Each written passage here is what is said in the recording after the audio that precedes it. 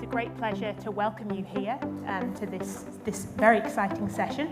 My name is Alice Motion. I'm a professor in the School of Chemistry here at the university, and it's a very special day that we're celebrating today as part of this community festival here on main campus on the lands of the Gadi people of the Eora Nation.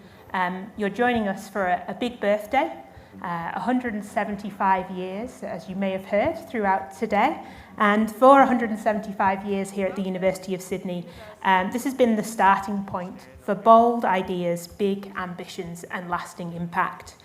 And together, staff and students at this university have been leading research with astonishing real-world impact, really trying to work together to tackle some of society's biggest challenges. And today we're going to be looking into the future, to the next 175 years, not just for this university, but for this planet, for our society. And we're going to be looking and thinking about some of the wicked problems that are facing us and asking this question: can we future-proof humanity? And perhaps more importantly, how will our research and teaching from this university help to contribute to this goal? Now, I can't tell you how relieved I am that I don't have to tackle this question on my own today. I'm joined by 4 absolutely wonderful colleagues from the university who you're going to hear from. And each of these people have dedicated their careers to tackling some of these huge problems, from climate resilience, net zero, thinking about the temperature of this planet, to educational equity, health systems, and inclusion in all forms of leadership. So I'm very excited to introduce them to you today. And I'll start with the person who's furthest from me today, who is Professor Ollie Jay. So Ollie is the founding director of the Heat and Health Research Centre at the University of Sydney, who are driving global efforts to protect people from extreme heat. And Ollie and his team have done sensational work in this space. It's shaped heatwave policies across a number of continents, and powers heat alerts through a partnership with Google. You may have experienced many of the sporting codes and sporting events that Ollie's work has contributed to, and he was indeed the lead heat consultant for the Australian Olympic team in Paris 2024. So we'll be asking Ollie for some help today, as I think we're all trying to keep ourselves a little bit cool. So welcome, Ollie. Next to Ollie is Professor Diana D'Alessandro, who is the director of the Net Zero Institute here at the university, which is one of the multidisciplinary institutes at the university. She's also a professor in the School of Chemical and Biomolecular Engineering. And at the NZI, which is the shorthand for the Net Zero Institute, the team are working with government, industry, and communities to manufacture, deploy, and adopt cost-effective, low-emissions technologies at scale. So welcome, Deanna. We can't wait to hear from you today. And next to Deanna is Professor Scott Sleep, who is a professor of practice here at the University of Sydney. He's done fantastic work in the educational system and beyond. In 2017, Scott led the development of the STEM Industry School Partnerships Programme for the New South Wales Department of Education. And the following year, he was the first technology teacher to win an extremely prestigious prize, the Prime Minister's Prize for Excellence in Science Teaching in Secondary Schools. And some more of those prizes were announced earlier this week. So it's a very apt time to hear from you, Scott, so welcome. And last but by no means least, I'd like to welcome Professor Ruben Bolt, who joined our university at the end of July this year as the Deputy Vice-Chancellor, Indigenous Strategy and Services.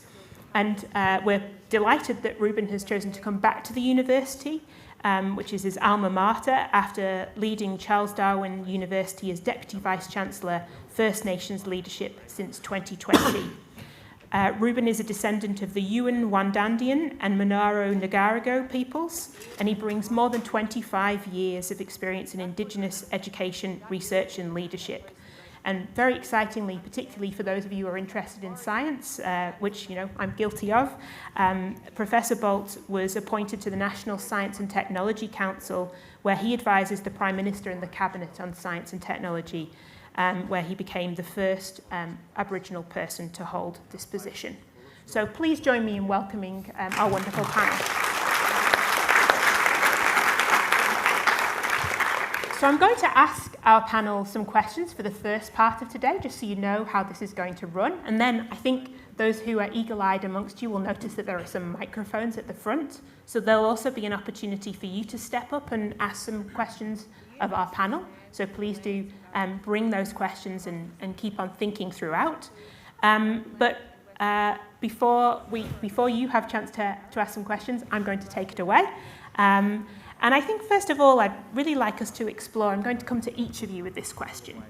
So if we are going to contribute to future-proofing humanity with our research, we really need to make sure that that research is having the powerful impact that it needs to for society. So I'm going to come to each of you, and I might go down the line if that's all right, Ollie. I'd like to know for each of you, what does impact look like in your field? And very importantly, how do you or how do others measure it? It's a really big question, but I'm looking for sort of snappy-ish answers to give us a bit of a flavour. Try to keep it as snappy as possible. Okay, well, hello everybody. Thank you for spending your Saturday afternoon with us. So I think in terms of impact, one of the things that every academic really needs to keep at the forefront of their minds is that they're understanding the problems that exist in the world. So we're finding solutions to problems that actually exist, rather trying to find solutions to problems that potentially don't exist.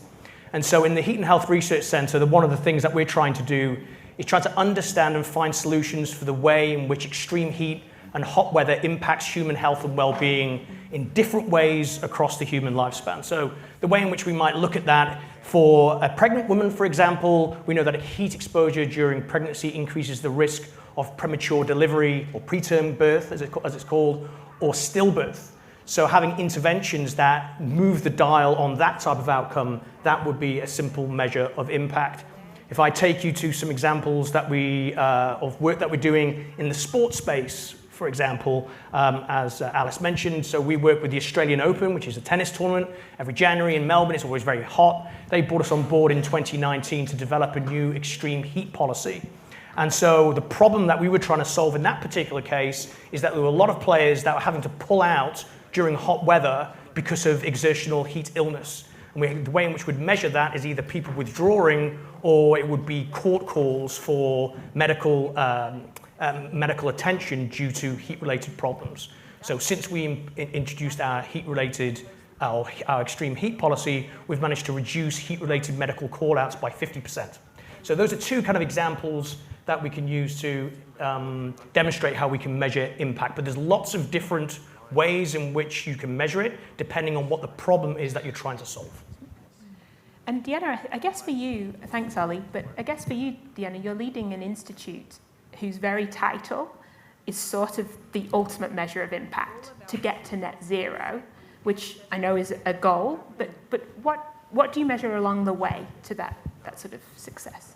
Yeah, well, it's obviously at the moment a highly politicised topic as well, but we are an apolitical institute, and I think at this moment in time it's more important than ever that the evidence-based work of the university is a part of this conversation, the actual evidence behind what we need to deliver to those who are making the big decisions around this issue. But in terms of impact, it really is about how well can we do to turn the dial, and Ollie touched on turning the dial. It is about turning the dial to accelerate decarbonisation. We focus on mitigation. Ollie's work is very much in the adaptation. How do we deal with this urgent problem here and now that is right upon us? Mitigation really is about thinking about the now, but also into the future. How are we actually going to reduce carbon emissions? In terms of how we measure it, I'm a scientist, so we love numbers, and actually there is one metric in terms of how we measure it, which is tonnes of carbon dioxide equivalents that are abated. So carbon dioxide is the most predominant of the greenhouse gases, but of course there are many other contributors to the global greenhouse gas problem, and we put these on the scale of carbon dioxide. Some are much worse than carbon dioxide and some are much less. But unfortunately it's really not that simple. It's much more complex than one metric, and I think what we're seeing play out at the moment is exactly that recognition, that it's not as simple as a number on a page as to how well a particular company or business has done at decarbonising. There's communities that are on the front line. There's people who are impacted, and we're seeing it firsthand. People in many communities around Australia do not want renewables in their backyard because there are many, many issues around how these technologies are actually implemented in the field. And so our institute is one that brings together all of the disciplines that you need in order to create solutions that are ones that are actually fit for purpose. Thanks, Deanna. And Scott, in an educational context, what does impact look like? For me, the most important impact, we measure lots of metrics. We're in the second largest education system in the world in New South Wales, which is not really well known. So we're looking for the best amount of impact you can get for the least amount of dollars. So we need to look where the need is most. And I'm going to do this with a little bit of a story about an individual and program that we've been involved with.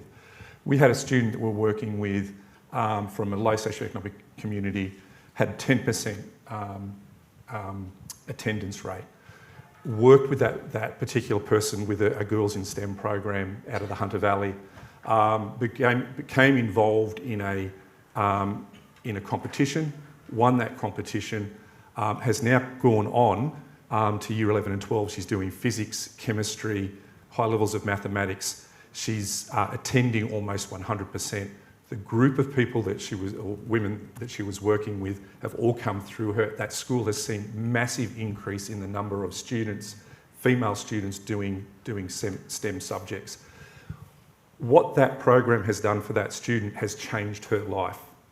The impact for me is that now that student is working with primary school students and other students in that community to do the same thing.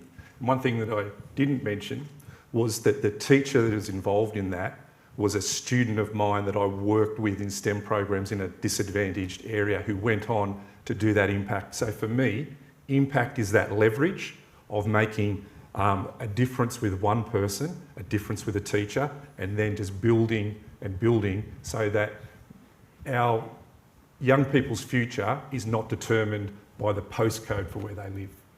Thanks, Scott. Very powerful example. And Ruben, finally to you, what does impact look like in your field, and what are the different ways that you think about measuring it?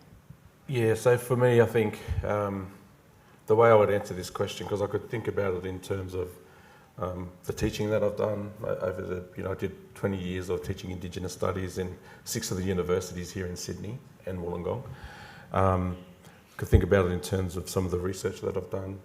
But what I want to do is answer it in terms of the last couple of years. And, I'm now here at Sydney University as a Deputy Vice-Chancellor of Indigenous Strategy and Services. So that's my portfolio. And the other work that I've been doing is on the National Science and Technology Council, as you said. And last year, one of the key kind of areas we looked at was to refresh the new National Science and Research Priorities. So last year there were 5 priorities that were announced by the then Minister Husic. And of those 5 priorities, the one that we articulated in the middle was elevating Aboriginal and Torres Strait Islander knowledge systems. So that's a new research priority. Whenever you apply for a research project now, say with the ARC, it will say, where does your research, which of the National Science and Research priorities does your research align to? So that to me is the infrastructure, because I feel there's a bit of a shift that's happening now. And then, as you said earlier, there was the Prime Minister's Prize, which was just on Monday night. At last year's prize, I spoke at the Prime Minister's Prize alongside the Prime Minister and the Minister and Minister Husic to announce the new category. And the new category was the Prime Minister's Prize for Science for Indigenous Knowledge Systems. So that's a new prize. The prize was, first prize was $250,000 and a Prime Minister's medal. So to me, that's the recognition piece. So we've got the infrastructure through the National Science and Research Priorities, which is actually for every arm of government. But we also have the recognition piece, which is through the recognition through the Prime Minister's Prize, which is at the highest level. So for me, impact is going to be how we can implement that research priority and then to really try to see what that looks like in the years to come. The research priorities were refreshed after 7 years. So I think they'll be in place for another, hopefully 7 or 8 years. And then we've got a lot of work to do now. So as a National Science and Technology Council expert scientific member, I've led or sponsored 3 projects, and one of them is to better understand the intersection, our research projects at the intersection of Indigenous knowledge and Western science. So that's almost like a literature review. The other one we did was a plan, how we can implement this priority. And then the third piece will be about a communications plan, which will be communicated to a whole range of different stakeholders.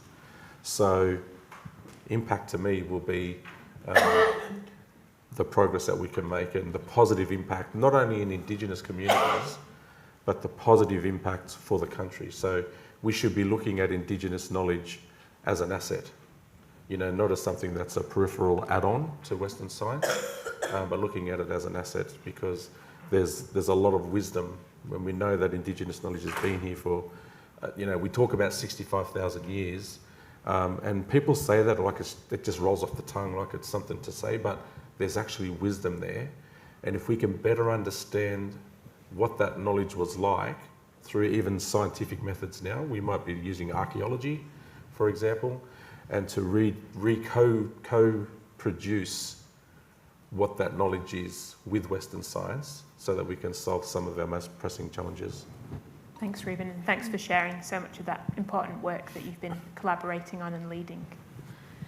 I think in all of your answers, it was really meaningful to hear that you were often referring to the community and thinking about how this research is, you know, research, well, so I was going to say research doesn't happen in a vacuum, but some research does happen in a vacuum, so I shouldn't say that. But research, you know, that isn't connected to the people that it's there to serve, or that it isn't about, with, for community, is not always destined to succeed.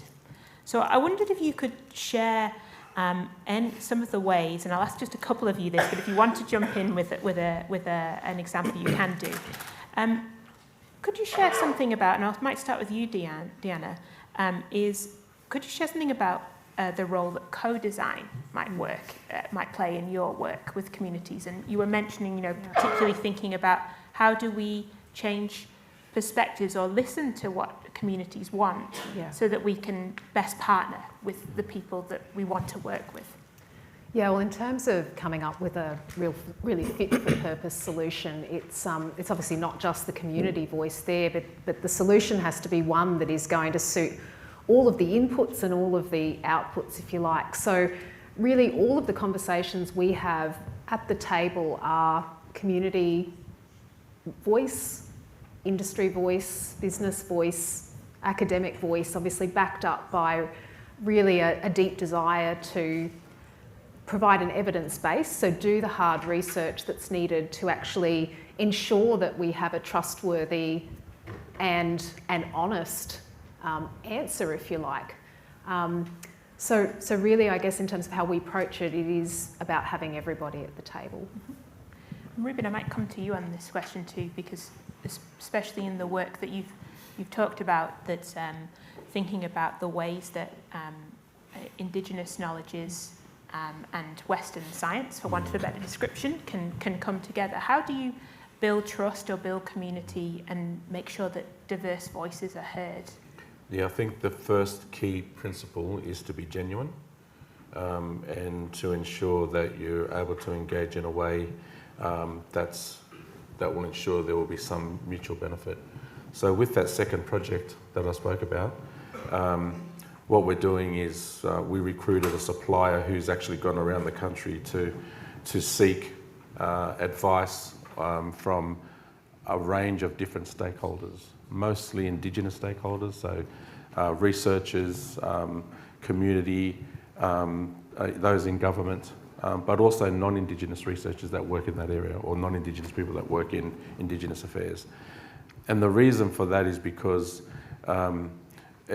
we really needed to be co-designed, and we don't know what the answer is, but what we do know is that Indigenous knowledge is place-based, and so the Indigenous knowledge that's actually here in Sydney, in a coastal region, is very different to an Indigenous knowledge system that's in the desert, that's different to the top end, that's different to the forest areas, that's different to savanna areas, for example. So the knowledge that's developed from that environment is a reflection of that environment. So the technology that's designed comes from the environment.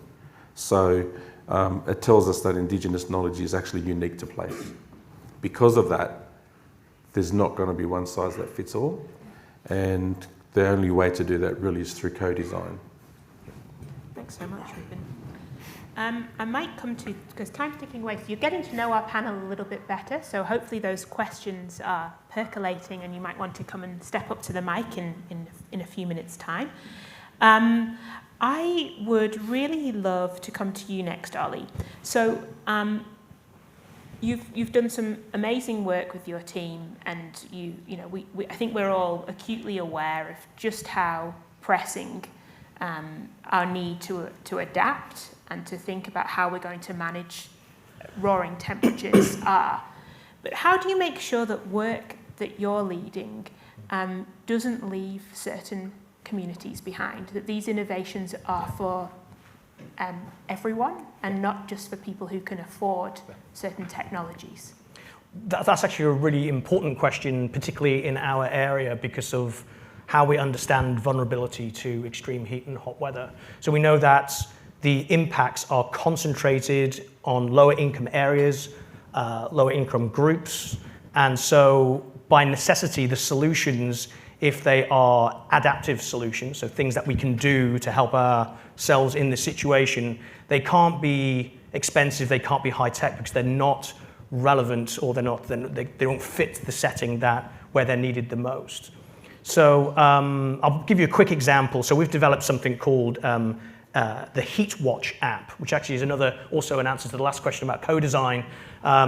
Basically, this is a tool where people can enter a profile. So you add your information, you say your age, whether you have a chronic disease, whether you're on certain types of medication, and it gives you a personal heat plan. It tells you how hot is too hot for you and gives you a forecast, tells you what you can do in response to that to reduce your risk, helps you plan your activities to reduce your heat stress risk.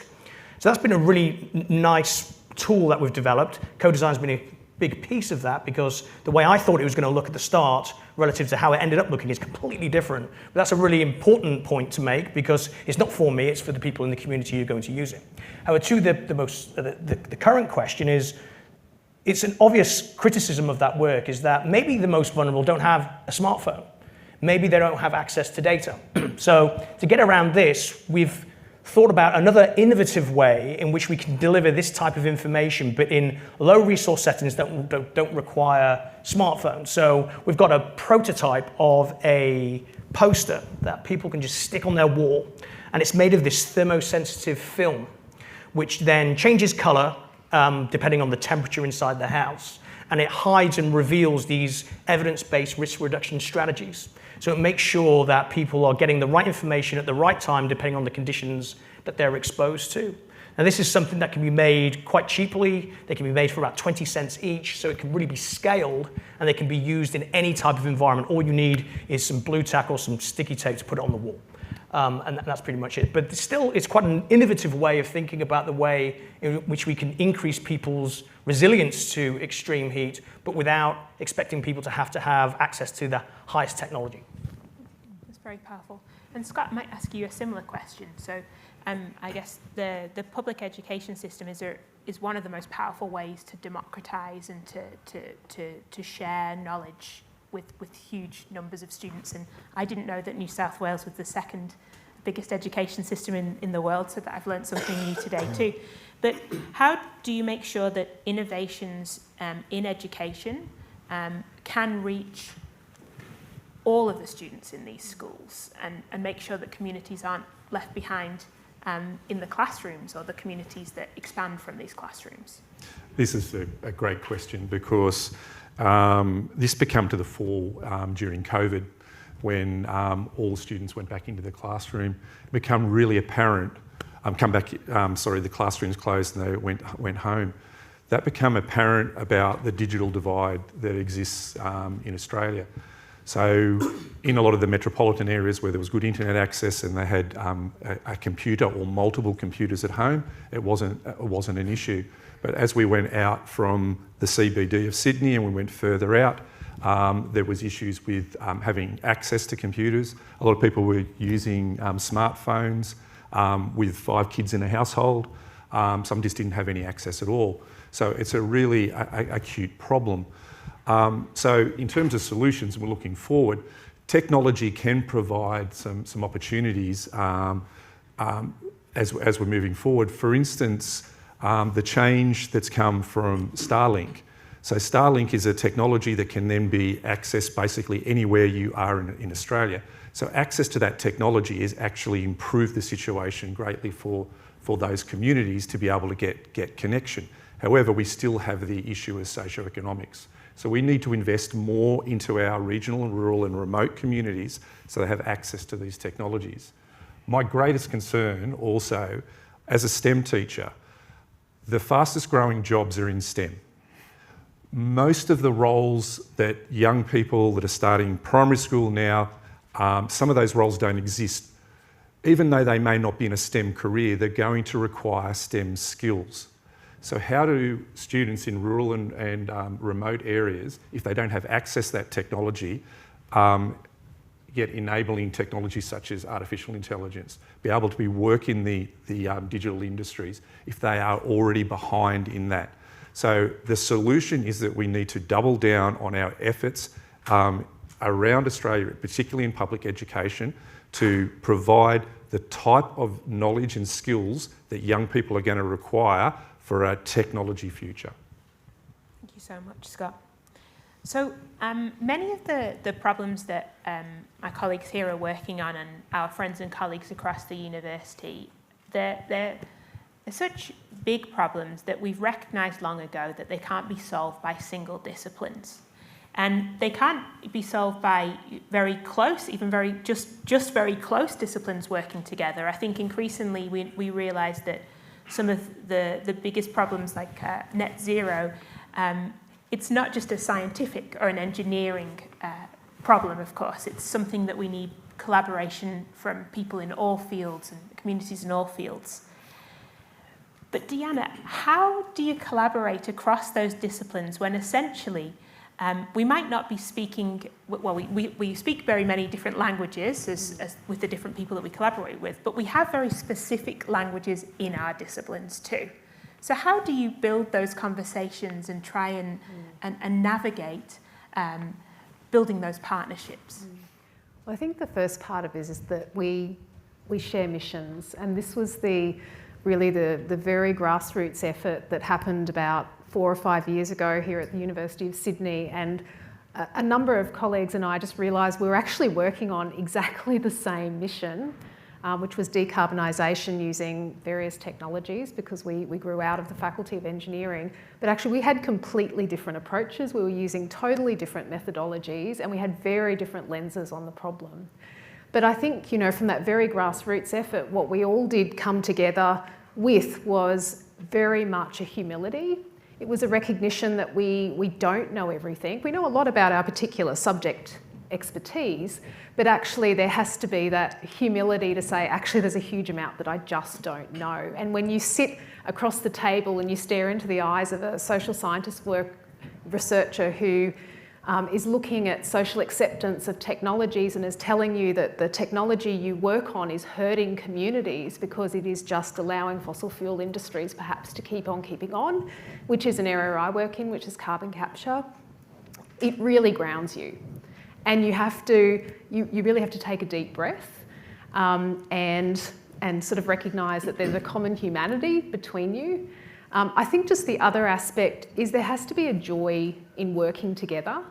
And the joy can be in having difficult conversations, because there is always a tension at play when you're working across disciplines. And that example of sciences working with social sciences around a technology that is not really accepted at large by communities is a good case in point. So there's a tension.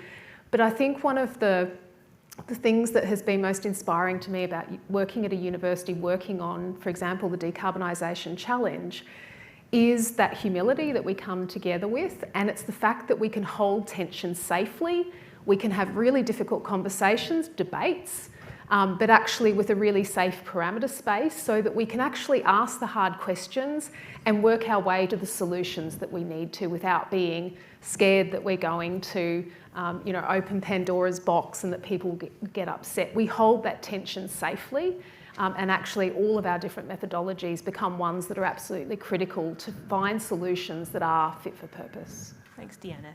And Ruben, I was wondering about your experience as an interlocutor, bringing people together across disciplines and across communities.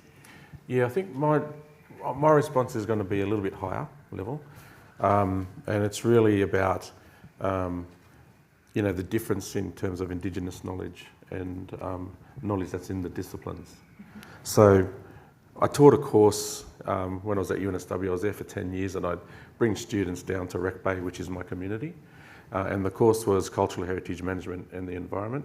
So what I do is I talk to the students in the classroom and say, we're going to go down on country, we're going to meet with some of the elders and some community members, and they're going to talk to you about and teach you about Indigenous knowledge, but also about some of the the key sites that are down there. We've got botanic gardens.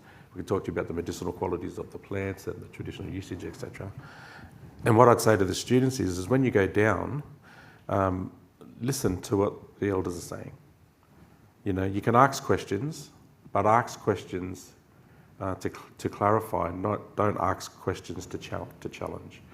And there's an appreciation piece there. So, and I'd say to them, when you go down there and you listen to the uncles talk, they'll say things like, yesterday is today is tomorrow.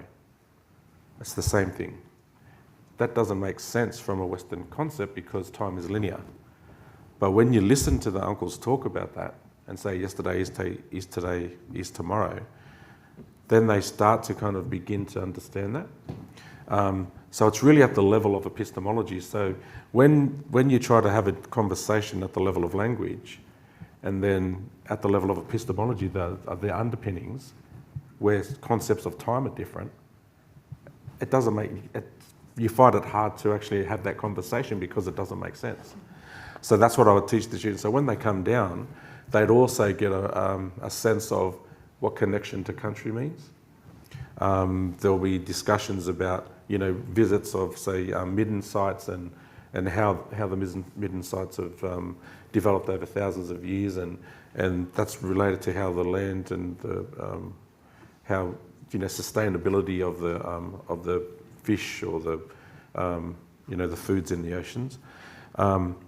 So when you have that conversation, it's not you can't just kind of tell them that in the classroom. They have to go down and experience.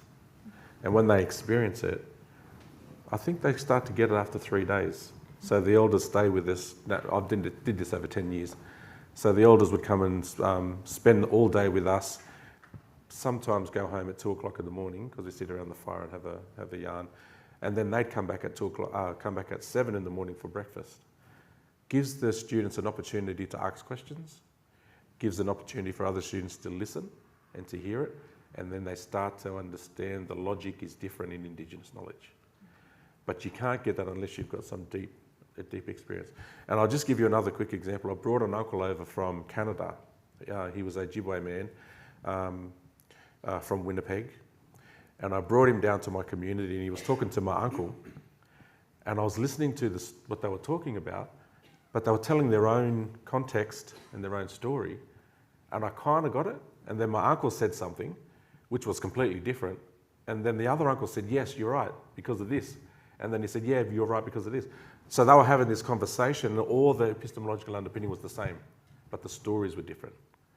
So I think there's a real value in being able to navigate those different systems. Thank you, Ruben. We are going to have some questions. I've got one more for the panel before I'm going to open the mic up to the floor here. So if you'd like to come and ask a question, feel free to make your way down to the microphone. We'd strongly encourage you to try to phrase what you have to say in the form of a question rather than a comment at this juncture. So try and think about that too, but please feel very welcome to come on down if you'd like to ask something to our panel. before we hear from our audience, and I might start with you, Scott, as somebody who's, all of us are embedded deeply in education, but as somebody who's worked for so many years within the education system and with some of our youngest learners, if we're thinking about how to future-proof humanity, really the next generation and the generations to come are absolutely crucial. That's who we're thinking about in this. So how are we going to engage this next generation, not just as learners, but as co-creators of some of these solutions? Yeah, again, a great question. I mentioned earlier that like our kids are in primary schools now are going to go into professions that don't exist. So how do we design an education system that is going to meet the needs of the future? And one of the things about the future, compared to when I was at primary school, is it's changing rapidly. So we need to develop learners. We need to develop students that are agile, that can adapt information, can be problem solvers, and can be critical thinkers. So we have to have an education system that can actually do that. A big part of engagement, and as a lot of the work we do with STEM, is about student agency. So if we sit students in a classroom and we put them in a lecture style and we tell them everything that they need to know, with our knowledge of what we think is correct, we're not going to develop those type of learners. So we need students to be exposed to teaching styles that allow for student-centred learning approaches. We need students to be able to have passions and be able to explore that passion and that love. So we're all scientists here. Science and technology and engineering is such a fascinating area. So my premise is getting them engaged in that query, finding solutions. We talked today about wicked problems. There's no easy solutions to these problems. And the questions that you came earlier about working together, a siloed approach of having the current systems of we do math, science, English as separate subjects not within a context or within a reason can be contradictory. And if we work more closely together as teachers so that we work in a thematic approach and we pose these problems and make the students part of the solution to the future. And I think it's really important in today's society where there's a lot of negativity that we talk about a positive approach. So when we're looking at STEM, we look at, well, how can we make positive adaptations to our own environment and how can we make a difference in the world and putting those things forward. And I believe science and technology and engineering are going to be where the solutions are for the future and how we can engage young people so that they're excited about the future and not afraid of it. Thanks, Scott. And Ollie, in terms of the work that you're doing in your centre, how are you how are you inspiring undergraduates to come and join these research projects that you're leading, or how are we encouraging people to come and learn about heat and heat adaptation at university? Yeah, well, I think a big kind of challenge is trying to get people to understand the magnitude and the nature of the problem that we're trying to solve. So a lot of the work that we do is trying to help people better understand how the problem is growing in the future. And the issue with heat stress, with climate change, is that people talk about an increasing mean global temperatures of 1.5 degrees Celsius, let's say, 2 degrees Celsius. And that doesn't resonate with all that many people because 2 degrees Celsius, that sounds pretty negligible and not a big problem. But of course, when it comes to extreme heat, the issue is not that average change, but the increased prevalence and magnitude of these heat waves of the future. And we have a facility where we can, it's called a climate chamber, where we can actually simulate different heat waves of the future depending on the decisions that we make today in terms of carbon emissions, etc. But one of the things that is really important for engaging young people is not just hammering them with doom and gloom. It's actually helping them understand that they can be, or they're an absolute essential part of the solution moving forward. So that's why a lot of the work that we do, while we do want to kind of better understand the consequences of the decisions that we make today on the people of tomorrow, it's really thinking about what can be done to reduce those impacts. And so in terms of what Deanna has been talking about this afternoon, is that we talk about adaptation, but it's also making sure that we adapt in a way that doesn't worsen the problem down the line as well. So it's really that wrapping in the adaptation with the mitigation is a really important theme of the work that we do in the centre. And I think that really resonates really strongly with a lot of students. We've got a former PhD student who just graduated quite recently. Nathang is here. So Nathang is an excellent example of somebody who's come into our team about 4 years ago and did some really important work, which is really going to change people's lives. Thank you so much. Now, I think there are some people who have some questions ready. There's at least one, I think, who I could see coming down. So can I invite you to the microphone? If there's anybody else who'd like to ask a question, please feel free to come on down, or if you'd like us to bring a microphone to you, if that's easier for anybody, please give us a wave too. So please take it away. Hello, thank you all for your time and thoughts today. It sounds like you're all doing really wonderful work. You're also all doing very practical work, and there's been a subtext today in the presentation that research is at its best when there's an immediate practical application. That's a trend that somewhat concerns me at the moment with universities moving towards, sort of industry partnerships and jobs ready, and perhaps a lack of focus on blue sky research. I was wondering if any of you had any thoughts on blue sky research, whether we're moving too far towards practical research at the expense of blue sky research, or perhaps you want to argue that that's a good thing and defend your patch. I'd be interested either way to hear your thoughts. Thanks, that's a really wonderful question. Who's Deanna? You're nodding enthusiastically, so I'm going to come to you first, but I'll give everybody an opportunity. Anybody who wants to, an opportunity to answer that question. That was a wonderful question because actually on Monday of this week in Canberra there was a national policy forum exactly on that topic, because at the moment there's a national review of research and innovation happening in Australia, and I think, Ruben, you were speaking with the Prime Minister on the National Council on Monday about perhaps that very, very issue. Maybe I can give I'll give an example. About 6 years ago, we had some industry partners approach us. They work in an area called direct air capture, which is around the removal of greenhouse gases from the atmosphere. And they asked us to use some of the materials we work on, which are called metal organic frameworks, or MOFs, which might sound a little bit familiar to some, because 3 weeks ago, one of our collaborators at the University of Melbourne won the Nobel Prize in Chemistry for MOFs. They are phenomenal materials that very much grew out of, if you've read the story of the amazing Richard Robson and of course 2 other international colleagues in the area, you may realise that actually it grew out of blue sky research.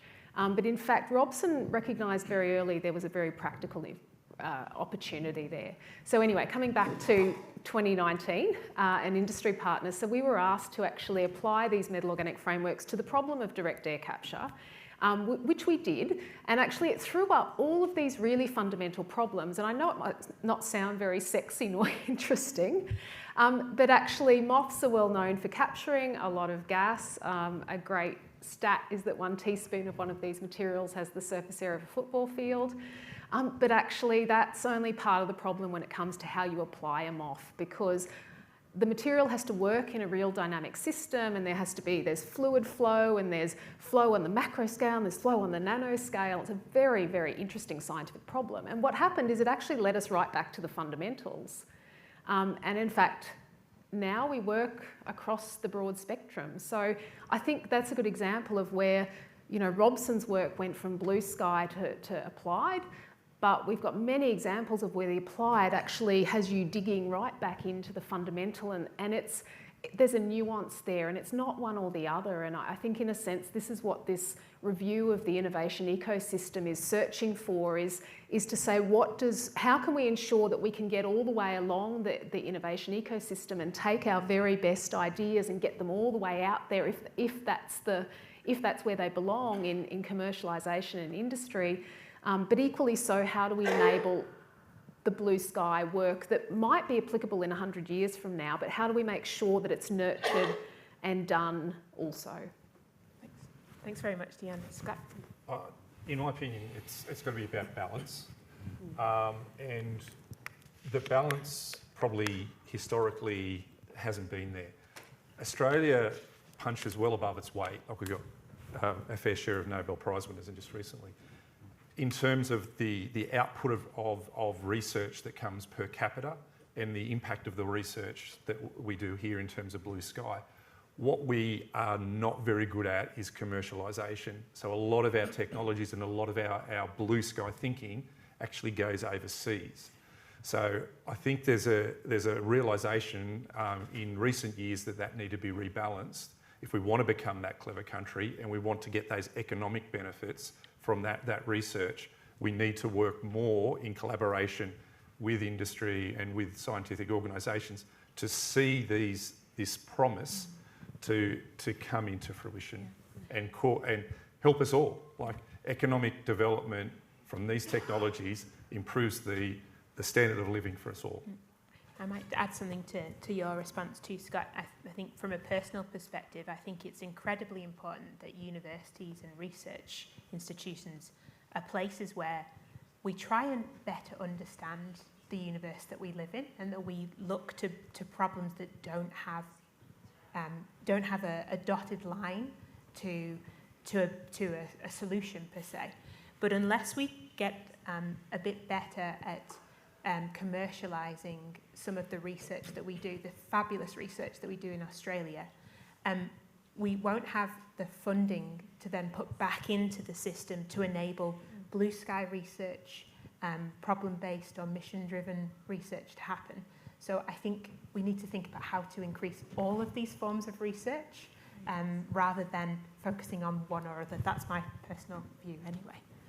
Did anyone have anything to add, or should we go to a next question session? Because I am really keen to come back. Thank you very much for the audience questions. I'm very keen to come back to, we've not got too long now, my friends and colleagues, but I have one question that I really like to ask each of you to answer. And thinking about future-proofing humanity, at the core of this, your answer. If you had unlimited resources for one collaborative project, what would you try to build? And I am going to go down the line if that's okay, Ollie, so I'll ask you to go first. So that one collaborative project, there might be a billionaire in the audience who wants to fund you, so try and do a good pitch, everybody. So I think one of the things that we need to grapple with moving forward, the Earth is getting hotter. This means more heat stress, and the way in which we cope with it is by using air conditioning. Air conditioning generates a lot of CO2 as an output of that. It contributes to global warming, which is we're locked in this vicious cycle where it's hot, we respond by using AC, belches out CO2, makes the Earth hotter, more AC use. Plus it threatens our frail energy infrastructure with brownouts and blackouts during extreme heat events. What we need to do is get a better understanding of the fact that cooling air is actually not necessary for cooling people. So finding novel ways in which we can focus on cooling people in a carbon neutral way without resorting to this preconceived idea that we have to cool the air. If you think about this room right now, it's a massive envelope of air, and we're cooling all of it to a temperature that's probably a little uncomfortably cool. And the amount of energy that needs is enormous. And you think about scaling that up across Sydney, across the country, and so on. There's a lot of progress that we need to make. So that's my problem that I want to solve. Thanks, Ollie. Deanna? So the problem I think I want to solve is really Australia's role in the region. So the APAC region, of which Australia is a part, contributes over 50% of global carbon emissions. And so although Australia itself is a relatively small contributor, it's about 5% of global CO2 emissions. We are predominantly still a fossil fuel exporter. Together in this region that we're such a crucial part of, we could actually really play a crucial role in brokering, really turning the lever globally. So I'd like to see a focus on how Australia can really help to broker, being a trusted nation, and being a leader that can really help to turn the dial. Thanks, Deanna. Scott? You might probably guess what I'm going to say, being a fierce public education advocate. We need to invest in education in ways in which it is fair and equitable. The postcode that you live in and the people who you're born from shouldn't be the main determinant of your success and your actual even life expectancy. And that's what the facts are in this country at the moment. It's not even a matter of giving more, it's about a matter of being fairly distributed. So put the most amount of funding into where needs are the most and where we can get the most impact in education. If we could do that, I would be very happy. Thanks, Scott. And Ruben? I think you probably guessed what mine is, but because I'm working on that national work about bringing Indigenous knowledge and Western science together, if we could fund that at scale, there's a lot of research to be done. And just as an example, there's a project out of CDU for the Bollywood Guga Centre, and it's birthing on country. So what they've done is they've gone back to traditional practice of birthing on country and using doulas, jackamies, like traditional midwives, instead of going into hospitals and going from Gallawinka instead of going into the hospital and having to travel.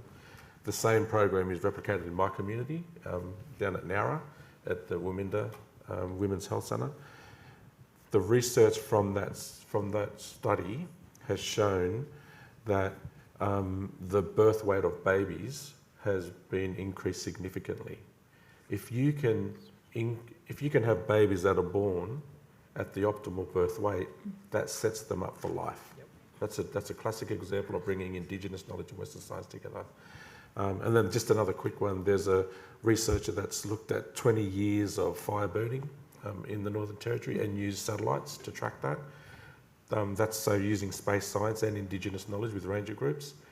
They've been able to show that this area is the most globally significant reduction in fire load in the world because of that research. They brought together Western knowledge, Western science and Indigenous knowledge.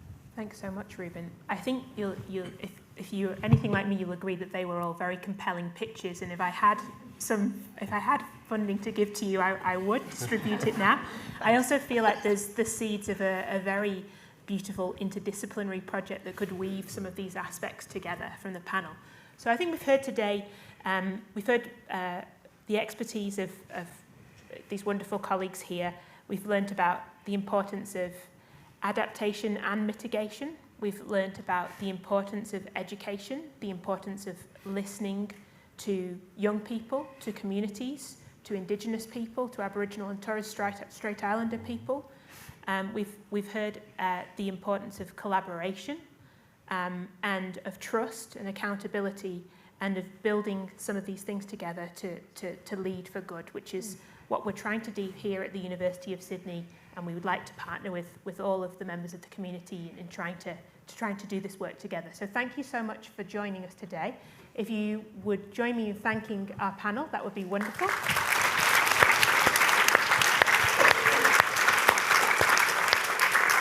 And just before you head out, I should let you know that you are very warmly welcomed to the closing celebrations of today's Community Festival, which are on the front lawns.